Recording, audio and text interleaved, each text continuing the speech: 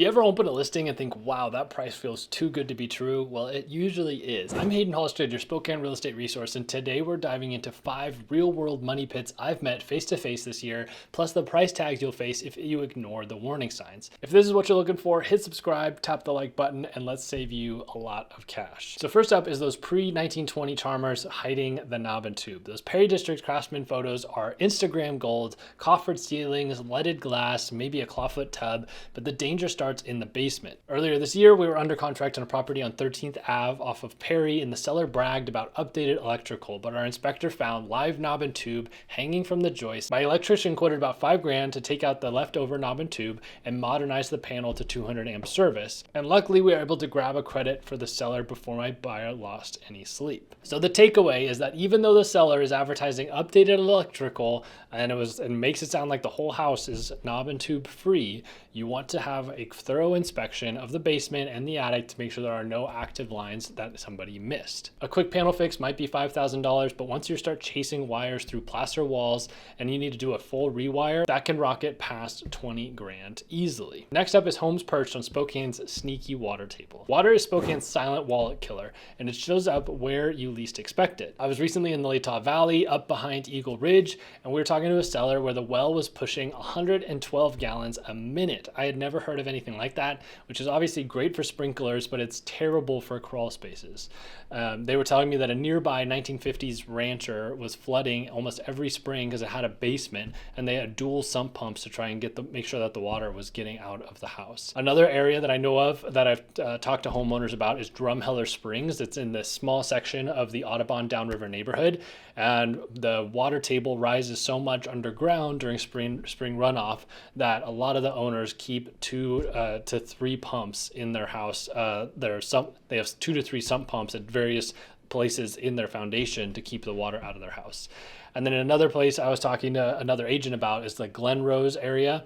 There was a colleague whose seller had to spend roughly $20,000 to reseal the foundation and install a commercial grade pump after the groundwater kept sneaking into the basement. So obviously this is a big deal. Constant water breeds mold, can warp joists, obviously ruins your carpet and your flooring if you're trying to have a finished basement.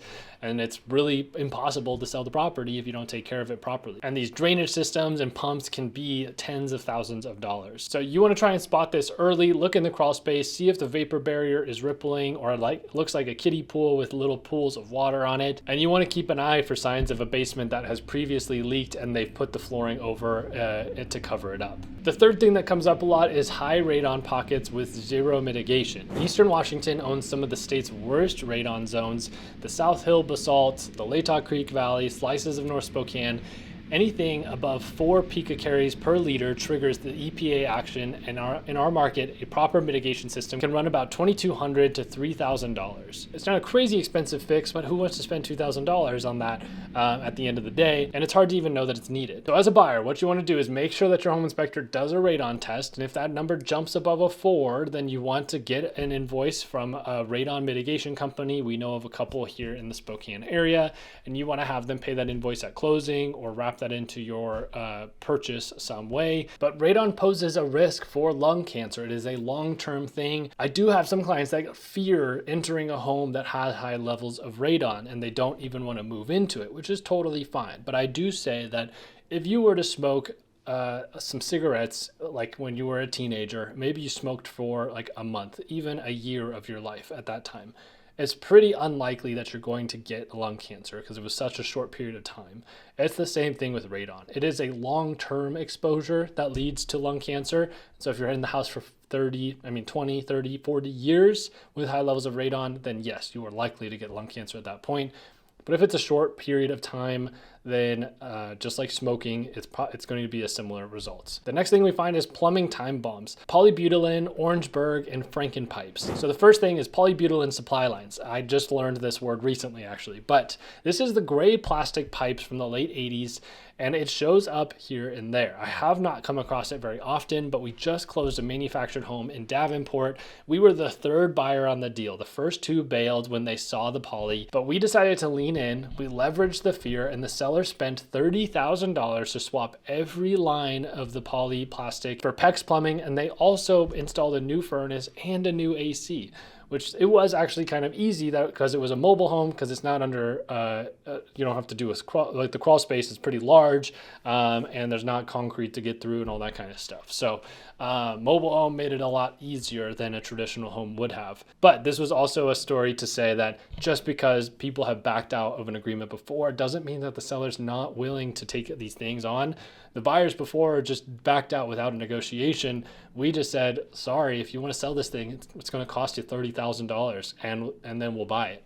And they did it. So the next thing we find is Orangeburg sewer lines. Orangeburg sewer lines are still something we come across very commonly across the city of Spokane. We see these 60 to 80-year-old Orangeburg pipes that are just a paper tar material that are starting to bubble, starting to deteriorate. They let roots in like crazy. And so we just negotiated a handful of these this year. We're probably up to 8 at this point, negotiating sewer line installs. We have a great connection with somebody that can install them for a little bit less than the competition, about $7,500 to $8,500, depending on the access to the sewer line. They're able to go in and send the new sewer line through the old sewer line and expand it, and it works great versus having to dig up the entire yard and lay a new pipe and all that kind of stuff. But this is something that you do not want to get stuck spending $10,000 on, and especially when it just happens and the pipe collapses in the middle of Thanksgiving dinner and it just ruins everything. You want it to be taken care of and just have peace of mind that everything is safe above ground and below ground in your house. And then the last thing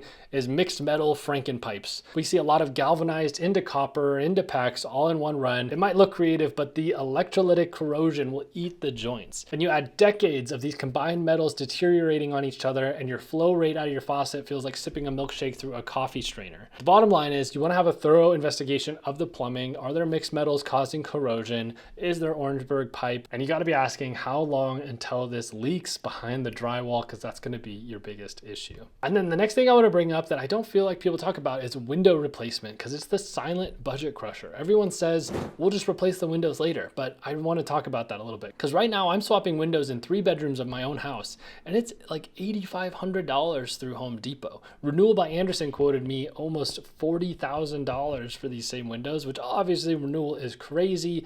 Home Depot is giving me a pretty solid deal on pretty much the exact same windows that Renewal had. I could have gone cheaper if I went for a basic vinyl, but vinyl warps in our summer heat.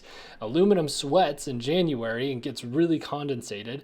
And then the wood panes, which are the wood windows, which we have right now, literally just let the wind in. I can hold a piece of paper and the wind will be blowing it and you can see it physically moving. So those drafty windows can add hundreds of dollars a month to your gas bill. So not that most sellers are going to be looking to replace the windows unless they're actually broken or just functionally not usable, but you want to be looking out for a place that has relatively updated windows, because this can be a huge thing to think about later on and really expensive to spend money on down the road. So even just with these handful of items, old electrical, high water tables, radon, bad plumbing or bad sewer lines, and then windows that need to be replaced, you could be upwards of $80,000 just here. We didn't even talk about roofs or HVAC or anything like that. So you want to make sure that when you're looking for a home, and especially in this market where there's a lot of options, it's really important to find a home that has these things all covered and in good condition. You can paint and do flooring and add some nice countertops. Those things are way more manageable and way more fun and actually add value to your property than all these other things that I label the boring stuff. So Spokane's balanced market finally gives you time to think, so use it. Spend time in the basement, get in the crawl space, look in the attic, scope the sewer, test the radon, open the panel, and look through the utilities. And sellers, just because your roof is 20 years old and it was told it was a 30-year, it really is probably a 25-year, and most buyers are thinking, I don't want to replace the roof in 5 years. And so that's something that you're going to have to consider when you sell your home as well. So if you want an extra sharp set of eyes, our phone and email are in the description. My team loves crawling through attics and crawl spaces so that you don't have to. If this saved you a headache, hit subscribe, smash the like button, and send this to anyone shopping Spokane real estate. My team helps people relocate into, out of, and across Spokane. I'm Haydn Halsted. I'll catch you next week on the next video.